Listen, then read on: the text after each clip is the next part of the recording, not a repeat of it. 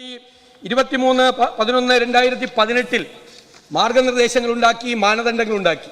Sir, ആ മാനദണ്ഡത്തിലെ 11ാമത്തെ item രാഷ്ട്രീയ കൊലപാതകങ്ങളിൽ പെട്ട പ്രതികൾക്ക് ഒരു കാരണവശാലും അവരുടെ ലൈഫ് ഇംപ്രിസൺമെന്റ് 14 വർഷം പൂർത്തിയാകുന്നത് വരെ ശിക്ഷാ ഇളവ് കൊടുക്കരുതെന്ന് 2018 ഉത്തരവ്.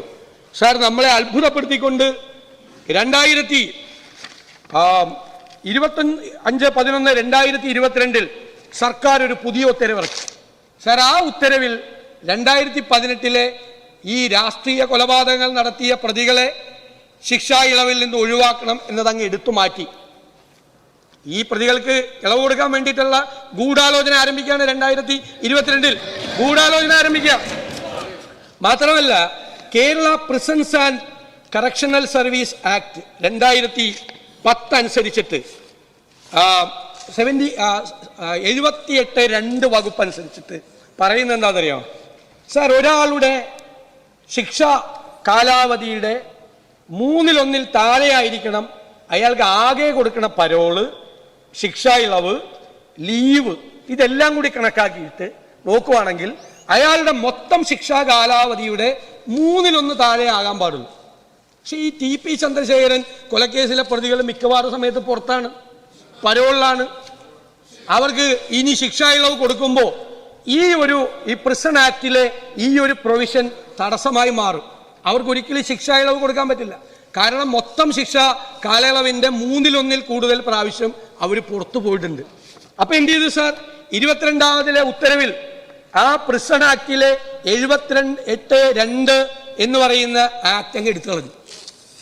സാർ, എനിക്ക് അങ്ങ് പാർലമെന്ററി കാര്യ മന്ത്രിയാണ്, നിയമജ്ഞനായിട്ടുള്ള ആളാണ്. ഞാൻ ചോദിക്കുന്നത്, പ്രിസൺ ആക്ട് എന്ന് പറയുന്നത് നമ്മുടെ സഭ പാസാക്കിയതാണ്. സഭ പാസാക്കിയ ഒരു പ്രൊവിഷൻ, ഈ സഭ പാസാക്കിയ ഒരു പ്രൊവിഷൻ അങ്ങോട്ടുകൂടിയാണ് ചോദിക്കുന്നത്. ഒരു ഗവൺമെന്റ് ഉത്തരവിലൂടെ റദ്ദാക്കാൻ ഈ ഗവൺമെന്റിന് എന്താ അധികാരമുള്ളത്? ഗവൺമെന്റ് സഭ അറിയാതെയാണ്. ഞാൻ വായിക്കാം. It is made clear that the provisions in section 78(2) of the Kerala Prisons and Correctional Services Act 2010 will not stand in the way of granting special remission. എന്നാ പറയുക? സ്പെഷ്യൽ റെമിഷൻ കൊടുക്കാൻ ഈ നിയമസഭ പാസാക്കിയ പ്രിസൺ ആക്ടിലെ 78(2) എന്ന് പറയുന്ന വകുപ്പ് സർക്കാർ ഉത്തരവിലൂടെ എടുത്തു കളയാൻ നിങ്ങൾക്ക് എന്തധികാരം? എന്തധികാരം? നിങ്ങൾ ഈ നിയമസഭയെ ബൈപ്പാസ് ചെയ്തിരിക്കുകയാണ്. ഗവൺമെന്റ് ഉത്തരവ്, ഈ നിയമസഭ പാസ്സാക്കുന്ന 2 മിനിറ്റ് കൂടി, ഈ നിയമസഭ പാസ്സാക്കുന്ന നിയമത്തെ ബൈപ്പാസ് ചെയ്യാൻ, ഗവൺമെന്റ് ഉത്തരവിലൂടെ ബൈപ്പാസ് ചെയ്യാൻ നിങ്ങൾക്ക് എന്താ അധികാരം? അപ്പൊ ആരെ രക്ഷിക്കാനാണ്?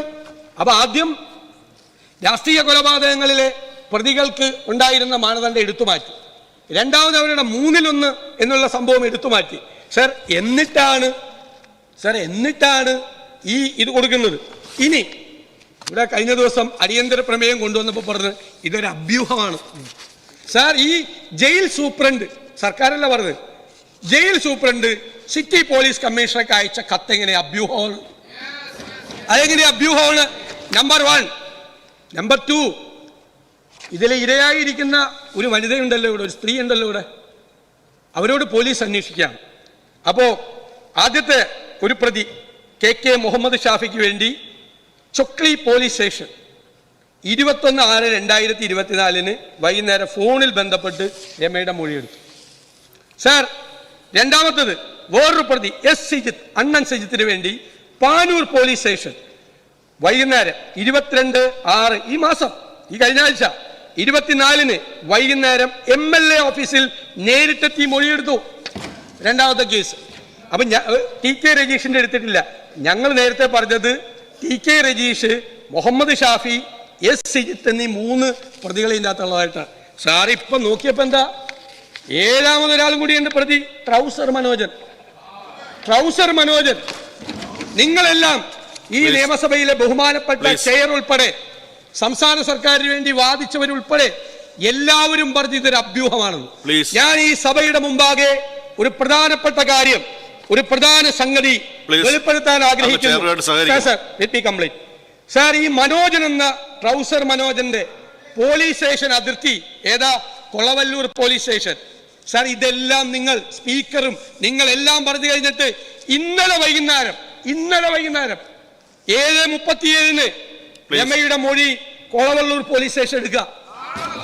നാളുണ്ട് നിങ്ങൾ. എന്നിട്ട് നിങ്ങൾ ഇത് അഭ്യൂഹമാണെന്ന് പറയാ.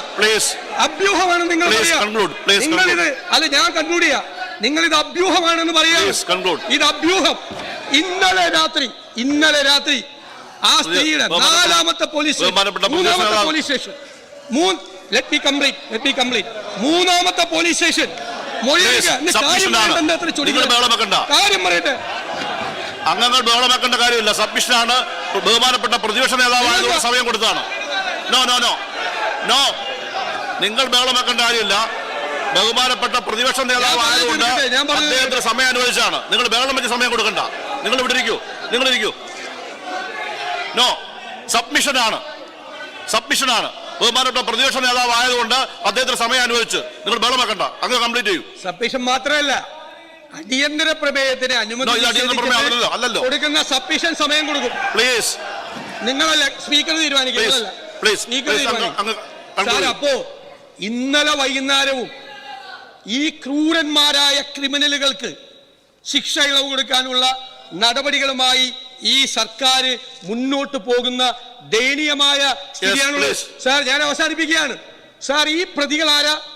പരോളിലിറങ്ങി സ്വർണ്ണക്കള്ളക്കടത്ത് കേസ്, മയക്കുമരുന്ന് കേസ്, സ്വർണം പൊട്ടിക്കൽ കേസ്, ഇതില് കൊട്ടേഷൻ സംഘങ്ങൾ, നിരവധി തോക്ക്, ഇതിലെല്ലാം പ്രതികളായ ഈ ആളുകളെയാണ് ഈ ശിക്ഷാ ഇളവ് കൊടുത്തി പുറത്താക്കാൻ ശ്രമിക്കുന്നത്. അതിന് ഞങ്ങൾക്ക് ഒന്ന് വേണ്ടത്, ഞാൻ അവസാനിപ്പിക്കുക, TP ചന്ദ്രശേഖരൻ കേസിലെ പ്രതികൾക്ക് ഒരു കാരണവശാലും ശിക്ഷാ ഇളവ്, കാരണം ഹൈക്കോടതി പറഞ്ഞിട്ടുണ്ട് 20 വർഷം കാലാവധി പൂർത്തിയാകാതെ ശിക്ഷാ ഇളവ് കൊടുക്കും. അപ്പോ ഞങ്ങൾക്ക് വേണ്ടത് ഗവൺമെന്റിന്റെ അഷ്വറൻസ് ആണ്. ഒരു കാരണവശാലും TP ചന്ദ്രശേഖരൻ വധക്കേസിലെ ഈ പ്രതികൾക്ക് ശിക്ഷാ ഇളവ് കൊടുക്കില്ല എന്നുള്ള ഉറപ്പ്. ബഹുമാനപ്പെട്ട മുഖ്യമന്ത്രിക്ക് വേണ്ടി ബഹുമാനപ്പെട്ട തദ്ദേശ സ്വയംഭരണ മന്ത്രി.